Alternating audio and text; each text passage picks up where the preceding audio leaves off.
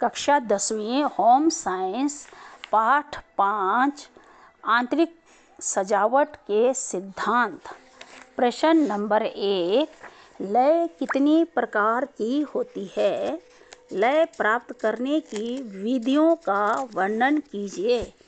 उत्तर, लय का संबंध गति के साथ होता है। सजावट की वस्तुओं को एकदम देखने से आँखों में रेखाओं, आकार तथा रंगों की व्यवस्था सामने आती है। लय 2 प्रकार की होती है। नंबर 1, नियमित लय। जब किसी सजावट की वस्तु की नियमित रूप से बार बार प्रयोग करके सजावट का आपस में संबंध स्थापित हो जाए, जैसे वस्त्रों पर एक प्रकार की छपाई व सजावट के सामान में एक जैसी वस्तुओं का प्रयोग करना। नंबर 2, अनियमित लय। सजावट की वस्तुओं को अनियमित दूरी के साथ प्रयुक्त किए जाने पर जो लय उत्पन्न होती है, घर में उसे अनियमित लय कहते हैं।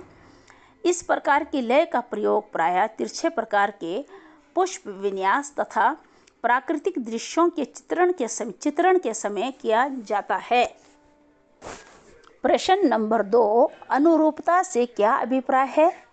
अनुरूपता की योजना करते समय किन तत्वों का विशेष ध्यान रखना चाहिए?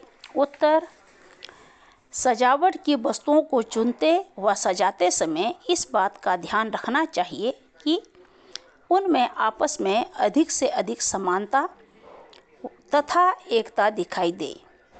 अनुरूपता की योजना करते समय 5 तत्वों पर विशेष ध्यान देना चाहिए। नंबर 1, रेखा और आकृति की अनुरूपता। किसी भी आकृति का निर्माण तभी होगा जब उसकी रेखाओं का ठीक ढंग से प्रयोग किया जाएगा। सजावट की किसी भी वस्तु में प्रयोग की गई रेखाओं को हम 3 भागों में बांट सकते हैं, जैसे रेखाओं की आकृति, रेखाओं में विरोध व रेखाओं की संक्रांति। अनुरूपता की दृष्टि से इन रेखाओं के संबंध में विचार करने से ये मालूम होता है, जहाँ सीधी व समान रेखाएं आकृति के संयोजन में सामर्थ्य प्रदान करती है, वही विरोधी रेखाएं आकृति को अनुरूपताहीन बनाने में सहयोग प्रदान करती है। नंबर 2, आकार की अनुरूपता। आकार की अनुरूपता से अभिप्राय ये है कि छोटे कमरे में भारी फर्नीचर जमा कर दिया जाए तो कमरे में अनुरूपता नहीं होगी, वह देखने में भी सुंदर नहीं लगेगा। यदि इसी कमरे में छोटा व हल्का फर्नीचर लगाया जाएगा तो वह अधिक सुंदर लगेगा। सजावट की कोई भी वस्तु क्यों ना हो, उसके आकार में अनुरूपता अवश्य होनी चाहिए। नंबर 3, बनावट की अनुरूपता। सजावट में बनावट की अनुरूपता करते समय ये ध्यान रखना चाहिए कि कमरे में रखी हुई प्रत्येक वस्तु की बनावट में अनुरूपता हो। जैसे छोटे कमरे में चौड़े बॉर्डर के पर्दे लगा देने से उस कमरे की बनावट में अनुरूपता नहीं दिखाई देगी। छोटे मेज पर बड़ा लैंप रख देने से भी बनावट में अनुरूपता नहीं दिखाई देगी। नंबर 4, रंग की अनुरूपता।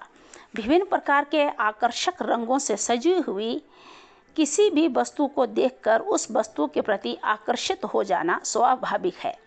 रंग का ठीक आयोजन अत्यधिक प्रभावपूर्ण एवं आनंददायक होता है।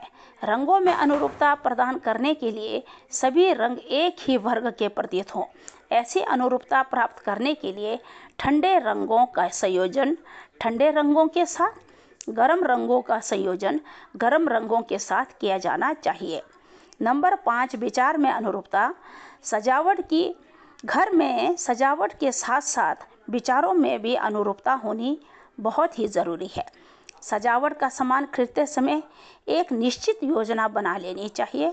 सजावट की वस्तुएं खरीदते समय वस्तुओं की अनुरूपता का ध्यान रखें।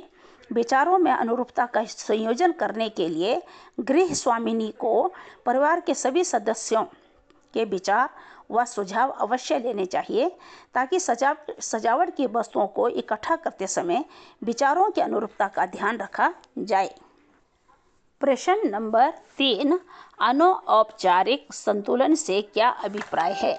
उत्तर, सजावट में प्रधान वस्तु को सामने केंद्र के पास रखकर तथा छोटी व हल्की वस्तुओं को दूर रखकर संतुलन स्थापित किया जाता है।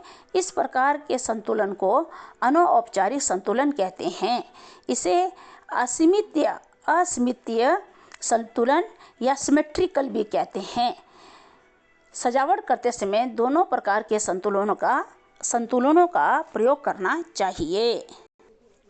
प्रश्न, रेखा में अनुपात का वर्णन कीजिए। उत्तर, लंबी रेखाओं व समतल रेखाओं का प्रयोग बहुत ध्यान से करना चाहिए। लंबी रेखाओं का प्रयोग करने से किसी वस्तु की लंबाई को बढ़ाया जा सकता है। समतल रेखाओं को बढ़ाने से किसी वस्तु की चौड़ाई को बढ़ाया जा सकता है।